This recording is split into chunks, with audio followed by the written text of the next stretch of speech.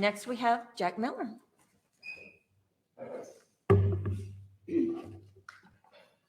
Jack Miller, 4839 D Gordon. Acting manager, interim manager. Acting generally fills in for you while you're on maternity leave. An interim manager is more of a longer position. Interims generally have more power to make decisions. But in this situation, I guess that power would be up to you guys. The problem I have with it is the interim or acting or whatever you want to call the person that's going to sit there, is that person's job responsibilities defined? We can't have anybody up here deciding willy-nilly that, oh, the city manager, we're not going to let them do that because we don't like it, which this council is known for doing. So that the role of Ms. Cardona as city manager, that role needs to be defined. And I would assume that she shares the same powers as a real city manager, if you will. Right? It's just semantics. Call her real, call her fake, interim, acting, really doesn't matter. But let's make sure that Cardona is clear on her responsibilities and the powers that she has. I'm not going to let you, Mayor. I'm not going to let you cause the city a lawsuit on your way out. You're going to fade off into the sunset and never hold an office in this city again. Thank God. Between now and then, it doesn't matter what you do to violate anybody's rights in here. You're not going to cause a lawsuit for this city. But for the remaining council people that are up here, the ones that voted to tell me where I can and cannot sit, I'm warning you, 110% guaranteed. Once she's gone, that's going to happen again. And if the results are the same, the city will be sued. 110%. I'm warning you because I don't want to do that. I don't want to sue you. I want you to do the right thing. I want you to respect people's rights. But if I can't get rights respected and laws followed by sitting up here talking till I'm blue in the face, I have no choice but to access the courts. And that's all I would do. So please, regarding this whole media things, it has to be over here, don't do that again.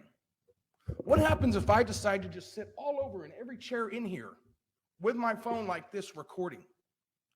Your ordinance talks about tripods in order. If I sit in any chair in here doing this, just sitting there, there's no order being violated. It's not bothering nobody. Well, it may bother certain people that don't like me. Too bad.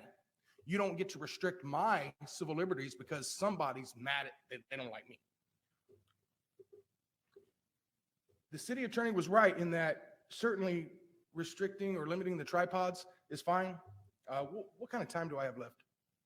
2 minutes. Right. Because that would survive a test that you may not know.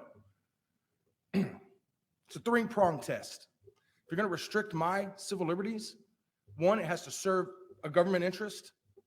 It has to be viewpoint neutral, and it has to be the least restrictive.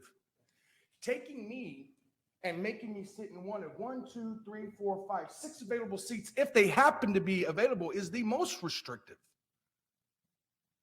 When I'm offering to just hold a camera or a tripod in front of me that's not in front of anybody, like I lowered it that day, and you still make me go sit in the corner, that's the most restrictive. It fails the test.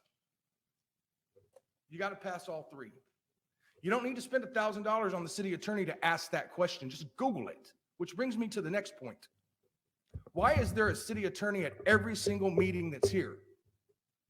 Their firm, I found out through my source from their firm, they charge y'all between $600 to $1,000 every time they appear here.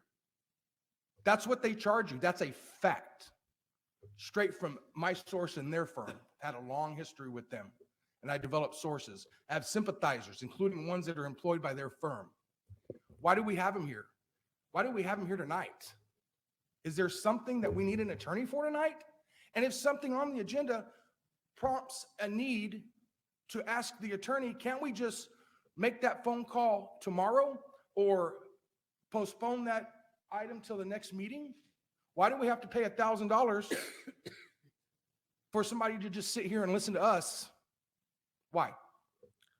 The meetings are the meeting minutes for the last meeting, inaccurate. It says that the mayor asked me to move. That's not what she did. She ordered me to move or I was going to get thrown out.